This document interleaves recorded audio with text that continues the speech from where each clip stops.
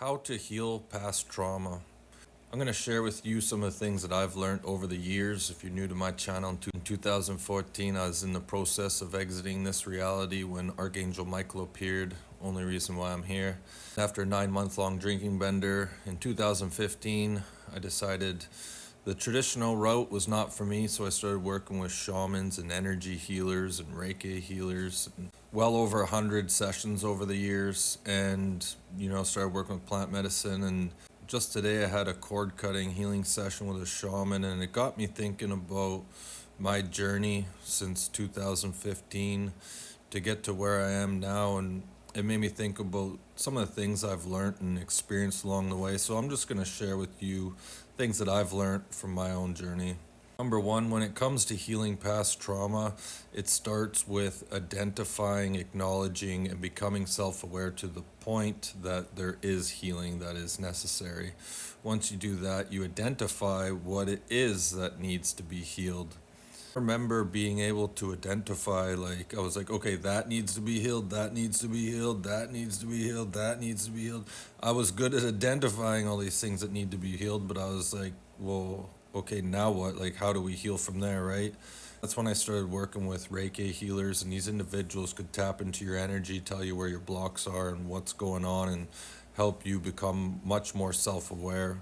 If I had to recommend anyone out there looking to heal past trauma, I would say sit down with yourself, get into a nice, comfortable spot, ground yourself, light a white candle if you can, sage, ding a bell, whatever you got to do, make your sacred space, right? Just get comfortable, sit with yourself, and start thinking back to memories that make you want to cry, painful memories from your past. Okay, that's the easiest way to start healing past trauma. And now here's what I've learned from my personal journey. When those feelings come up, let's say you think of something painful from your past, and then maybe a couple tears start rolling down your cheeks. That's where we often go wrong. We often want to shoo that feeling away, or we're like, hey, this is bad, I shouldn't feel that, right? But this is a genuine hurt aspect of you that is still energetically existing, that is affecting you in the now moment. So when it comes up, rather than shooing it away, welcome it with love. Understand that this is a hurt version of you, and it wants to express itself, it wants to be acknowledged, it wants to be loved and accepted, not shooed away. So when you feel like crying, just, I don't know, do what you got to do. Picturing yourself giving yourself a hug, with all these different energy bodies that we have within. Basically just being compassionate to that aspect of yourself. And in the past, when those energies would come up, I would try to shoo them away, even though I wasn't good at it, but I would attempt to shoo them away, and I'd beat myself up for feeling like that. It just makes the healing take a lot longer. When you can sit there and have a sad emotion come up and just honor that and embrace it, you'll heal a lot quicker. I'll never forget this one healing in particular that I had. I was at this psychic expo convention thing when I was still going to those back in the day. And this woman had flown in from another province, and she was speaking on stage about her story. And I was just so drawn to getting a healing with her, right? Never met this woman, didn't know anything about her. And after she got off stage, I approached her, got her card, and said I was connecting with her and I wanted to get a healing. So we scheduled a remote session down the road.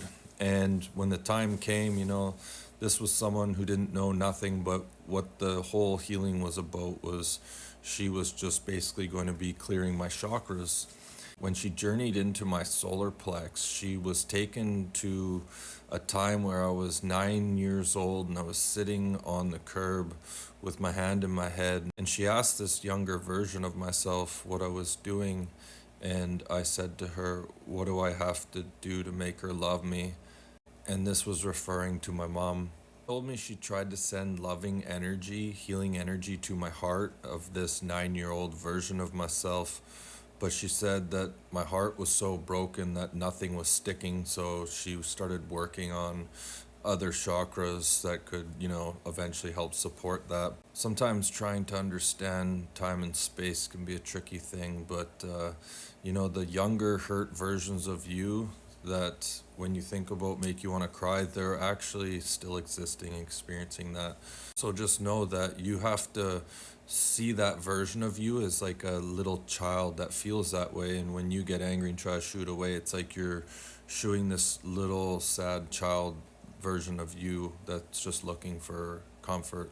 Another thing you can do that I like to call be your own angel.